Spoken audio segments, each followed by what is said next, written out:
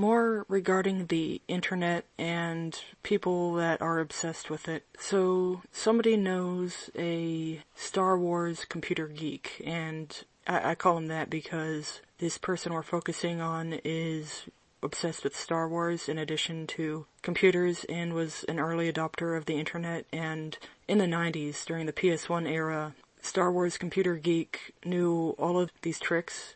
He was able to access the deep web and order drugs using something similar to Bitcoin, some kind of a secret proto-Bitcoin. And he knew all of these obscure websites that would show streaming movies and also websites that were more shocking than surface shock sites. So he knew some very nefarious stuff, and this is a teenager I think we're talking about here.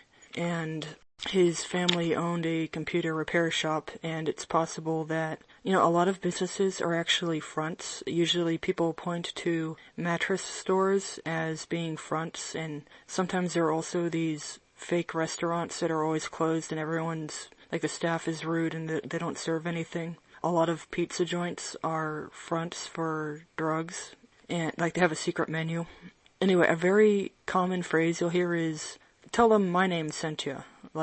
Tell certain staff members that so-and-so sent someone, and then they go, oh, okay, here's a secret menu. You hear that so many times all over the place, and it's one of those secrets in plain sights that we don't think anything of it. It's like people throwing devil horns. We see it so often, we think nothing of it. And the more you're exposed to something, the more your brain considers it background noise and will filter it out. If you're surrounded by something, you just get normalized to it. And you can really get used to anything. Even if you lived in horrible conditions, you'd get used to it. If you're being abused, it would just be a normal day to you. Well, yeah, you can get used to anything. So, you'll notice that extreme computer geeks might be called wizards. They often have wizard-sounding names like Zoltan. And there is definitely a connection between digital technology and magic. And again, there's people that swear up and down that crystals have genuine, actual, what can be called magic, due to lack of a better word, properties. There's probably different things going on here. I don't even know what demons are. I think demons are scripts that are sentient. They're not goblins, okay? That's a portrayal or a representative image. You shouldn't depict demons or angels because they do not have a form. And so as visual shorthand, these absolutely nonsensical paintings of people wearing white robes with wings taped to them, or green goblins with pitchforks, really stupid actor type stuff. I mean, even though those paintings can be really impressive, at the end of the day, it's essentially a high effort version of a photo. They just get someone to stand around wearing a costume and they'll play the part of an angel or a demon for the purpose of one image that tells a story. Think of a silent movie that is nothing but one frame.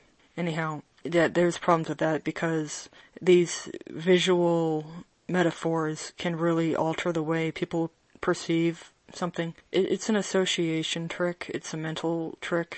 And here's some dumb example that kind of sticks in my craw. The Santa Claus mythos in America, it's not quite like Sinterklaas from other countries, but the American version of Santa Claus has the reindeer, and the reindeer are more often than not portrayed as springy bucks, like regular bouncy deer instead of as caribou. In real life, reindeer are caribou, but usually in Santa-related media, they're not going to portray the reindeer as caribou. They're going to be white-tailed deer or something, which is absolute nonsense. And that's an example of a bunch of different artists have agreed to use the same wrong, incorrect image to portray something. Also, the Santa reindeer is a reference to the practice of feeding a caribou Amanita muscaria and then collecting the reindeer's urine and then drinking it. That is why Santa has flying reindeer, except those things do not make you feel that way, okay? Don't touch them, they make you feel drunk. Anyhow. Alright, so regarding Star Wars computer geek, he always knew how to hack consoles and do strange things with them. His family owned a computer repair shop. This geek owned a cracked Xbox from way back then, and he always knew how to get pirated stuff to work. And he basically knew about the dark web back in the 90s.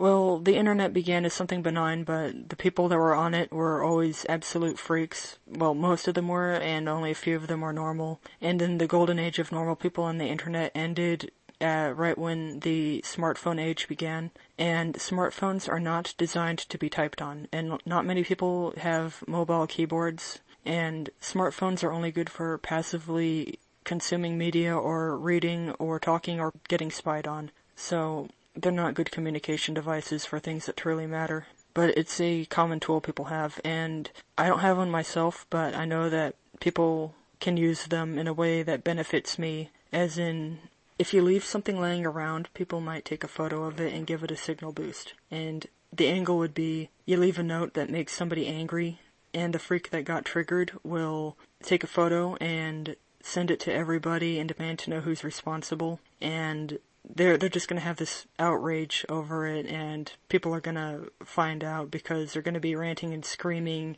and then people are going to go, what's all this outrage? And then they come take a look. That's a fun thing to do. If you can piss off a whole bunch of people all at the same time, that'll be great. It's fun. The best part is when they get really paranoid and then they start overcompensating so hard that they reveal themselves, and the more agitated they are, the more likely they're going to reveal something that they would rather keep to themselves. And if they get revealed enough from them getting outraged, and if they get angry enough, they might do something that results in them never being a problem ever again. And these freaks that abuse hormones, they're on a lot of medication. Their hearts are really jacked up. They drink a lot of energy drinks. They take medication that screws with their hearts. A lot of them are really fat. They'll probably have a stroke. And a lot of them are alcoholic, and this is a combination that will end them. So, well, I guess if they go dark, they'll just get replaced by 10 bots. Because the internet, people are more aware of empty internet, and so nonetheless people are more isolated and alone than ever.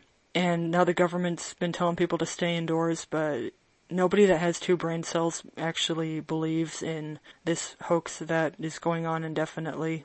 So all I can say is you have to force yourself to go outside and be friendly and outgoing. Even if you're shy, you have to push past it. You have to go out there and talk to people in real life, even if it's awkward, because you don't really have a choice. Time is running out. Time is twice as fast as it used to be in the 90s, and if you want to get something done, it takes effort. It's easier said than done, and you have to keep at it. But the more you keep at it, the better off you get. You get shorter, more minimalistic. You do things faster. You take fewer steps. It streamlines itself. And a lot of people are obsessed with their egos and their narcissism. They want to win contests. They want to win fights. They'll invent a fight so that they can try to win it. They will invent a contest and try and win it. Don't play that game. Like, people will spend hours trying to paint up a beautiful picture and get praised for it. But if you just take a Sharpie and a notepad, you can do a really rough mock-up that has the same image elements in it. If I did a Sharpie minimalistic rendition of the Mona Lisa, people would know what it is. If I drew a Bell UFO, people would know what it was, even if it's just a few lines. I could just do a stick figure rendition of Saturn eating his son. People would know what it is. That's actually the power of art. The power of art isn't necessarily being impressive and getting praise for spending 300 hours on something. The real power of art is short strokes, or long strokes, whatever. The fewest strokes to get an image across. Actually, a fun game that people have with that concept is, you probably heard of the Loss comic, Control-Alt-Delete Loss, and The Happy Merchant. People like to do these renditions of that. You'll see them everywhere. And it's actually pretty fun. And now writing by hand, text by hand, you can come up with a shorthand for conveying sounds and characters that a computer doesn't have, or I don't want to go digging through wingdings or some obscure font characters, but you could just do that on paper and a computer can't really do it. But somebody could take a photo of it and give it a signal boost. Remember passing notes in class? But I remember when I was going to school, instead of passing notes, the students would be texting. They were like using the 2000s phones and texting each other. They'd be like sitting side by side. And they were doing things that take a lot of time and money and are cumbersome. And Yeah, they had to pay for that. Well, their parents had to pay for it. Like, how about pass a paper note? Okay, and if the teacher takes it away, it's not a big deal. So we'll have to bring that back, because if you're jotting down a note, it's not like a computer's going to find out about it. There's a few AIs that can rip text off of an image, but AIs don't really know what's written in sloppy cursive. And yeah, the word cursive is a suspicious word, and grammar is the word grimoire. So yeah, we have spelling, like spellcasting, grammar, grimoire, cursive writing, and witches are obsessed with sigil magic. But we don't really need to do that. But they are common. You might have noticed that signatures, the big flourishy John Hancocks, or the artsy comic artist signatures that are kind of abstracted, they are sigils. And doctors, those are basically priests of Baphomet. You know how doctors are infamous for having undecipherable handwriting? It's basically sigil magic. And so that's a thing, but we don't have to do it that way. I do sometimes find that I don't like certain words, so I have to come up with a different way of phrasing something. The English language is, Anglo, angel. So English is like developed, related to angels, fallen angels, but anyway, that's a different thing. Yeah, even though angels supposedly taught man how to write, I don't think writing is a bad thing, because Jesus says it is written, so I'm sure that mankind would have just figured out, hey, let's put marks on paper, and then through repetition and word of mouth and training, these marks on paper, they went from complicated pictographs to more and more simple, and then they just become characters, like numerals and letters. So anyway, there's nothing evil about writing, but the English language is certainly fishy, and the Roman alphabet has, like, the A is a capstone, S is a snake, whatever. Then again, maybe I'm reading too much into S being a snake. It's just a squiggle. It could be a river for all I know. That's not really the point. My point is, right now, we're in a position where time's running out, and the most important thing to do is wake people up. And people are starting to wake up, but they have that morning crap in their eyes. And, in the morning, your vision's not good. Your eyes are not working great. You got things in your eyes. And everyone's just so sad and lonely right now that all you can do is just reach out and try and ask them if they're doing all right. And, like, if someone's upset, you go, hey, is you okay there? You need someone to talk to? Because people are starved for human companionship, and they're not getting it, so they're turning to consuming media as a poor substitute. And a lot of people are complaining about the media not being to their tastes, as in people are complaining about YouTubers that used to make good content are now making crap, and they're getting egotistical, and all they show is their face, and all they say is empty junk and garbage. And so, like, all these people are complaining about the quality going downhill. Nothing's stopping these people from doing it themselves. But then there's the harsh critics that are like, they'll bash on anything. You'll know that it's a thing that the more a person bashes on something, the worse they are. They're just projecting. Like the harsh critics that will bash on a drawing, they can't even hold a pencil, they can't even make a legible stick figure. The people that bash on music, like, they can't even play the drums. They don't have any sense of rhythm. That's just a thing, that people bash on something that they don't even know how to do. They do that to try and discourage people, and a lot of people are too easily discouraged, and tenacity is the most important thing. Patience is the most important thing. If there's something you want to do, you have to not get discouraged. You have to take it slow. You're not going to paint an amazing painting right off the bat. It takes a very long time to get to that level. And during the meantime, people are going to, like, really hate on an amateur painter and just be really mean to them, because also it's on the internet. You can talk shit on the internet and you can't get punched in the face. Yeah, you know what I'm saying. People should not be getting discouraged. If a person wants to do something, they should just be encouraged to do it and be taught new techniques and new methods of accomplishing their goal. And it's known that people on the internet are really harsh and crazy, because it's like touching a keyboard makes people lose 100 IQ points. Same here. And another dumb thing, though, is that when a person makes a drawing, they put their fancy signature on it, like, good job, you doxed yourself, or that you made it traceable back to an account of yours, and then that account will probably have links to other accounts, so don't do that. Don't put your name on things. Because it's not about you, it's about the message. And the freaks want names. They always demand names. If they get someone's name, they're going to scream that name 100 times. They will scream the name over and over and over. They will signal boost the name so that the person can be harassed by random strangers. So don't give them that. Don't do anything identifiable. And don't get attached to anything. If you just make a drawing, it's a drawing on its own. Maybe you made it, but it's not you. It's just a byproduct of you existing. If you write a story exists on its own. It's a byproduct of you existing. Yeah, just don't put your name on it. Besides, there's nothing new under the sun. And doing these things can raise awareness. Now, you'll probably have heard overused phrases like realize, realize, realize, and that's worthless. Nobody gets anything out of that. It might be true on its own, but it's overused, it's stale, it's empty. You have to find realize, realize, realize is not going to wake anybody up. Drawing stick figures of skeletons and other little details, that can make people start thinking. If you drew an outline of two women and you gave one of them a micro and a beard, that can wake people up, because people will go, hey, this image made me realize I don't see this on TV, but I see it in real life. People don't talk about that enough, but yeah, you can just do a lot with a few lines. Minimalism is key. The faster you can make it, the more generic it looks, the better off actually, because then it won't be traced back to you. So, technology started off as some convenient thing, and now it's undermining society, and you have to pull out of it. Ideally, this world will end and the good people will be yanked out of it, but that hasn't happened yet, and I haven't seen, the freaks melting yet.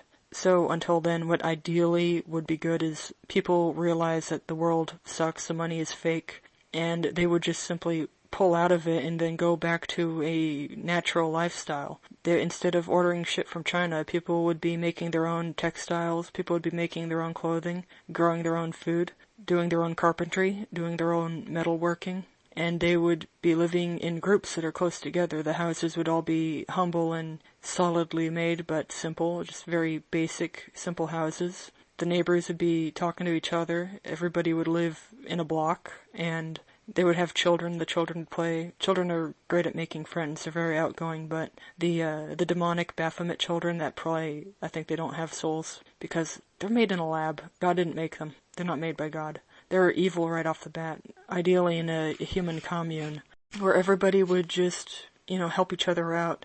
They would teach their children valuable skills and trades, and they would just produce everything that they needed in their community, and they wouldn't need outsiders. They wouldn't need to outsource. They wouldn't need to get crap from China. But we don't really live in that world. That world is gone. But theoretically, it could come back. It physically could happen. It's just not going to. There's things that we can do. If you want something, you have to try. And easier said than done. Like, if you want to produce your own content, you might get a good idea on your head, but when you sit down to work on it, you realize it can actually be very difficult, and there's like an idea that you think is a very clear idea. When you put it into words, you realize it's difficult to phrase it carefully. But then the more you do it, the better you get. And the more people that you wake up, that you can bounce ideas off of them, and you can collaborate with each other. You can signal boost each other's messages, because, it's about the message. It's not about names. It's not about identities. Alright, this will have to do for now. And I would love it if a real human being arrived. A few people hear this, but a lot of people they're holding back, but sometimes they help out. You know who's a real person when they're earnestly, genuinely trying to help, and they're extremely rare, because Christ's people are very rare, but we will know each other. You just get vibes from each other. I've been deceived a few times, but I've learned from that, and that raises things about conditioning, and we might get an idea when we're younger. We might think, oh, this person is such and such. They have to be good. There's no way that such and such could be a bad person because of reasons. Well, these people lie. They fake things, and you have to use your eyes, you have to use your ears, and you have to remember. Memory is so important.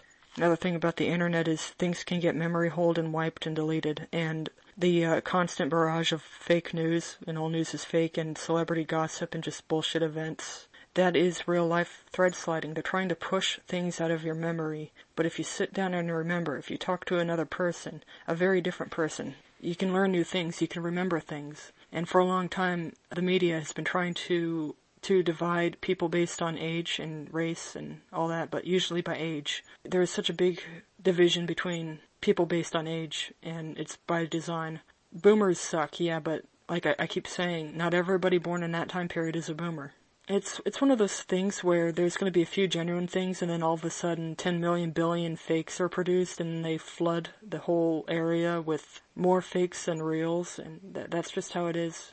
It's like finding a needle in a haystack, but do you know how you find a needle in a haystack? You can burn it, and then use a magnet to pick up the needle. So think about it. Burn, magnet. Those two things. Alright, bye.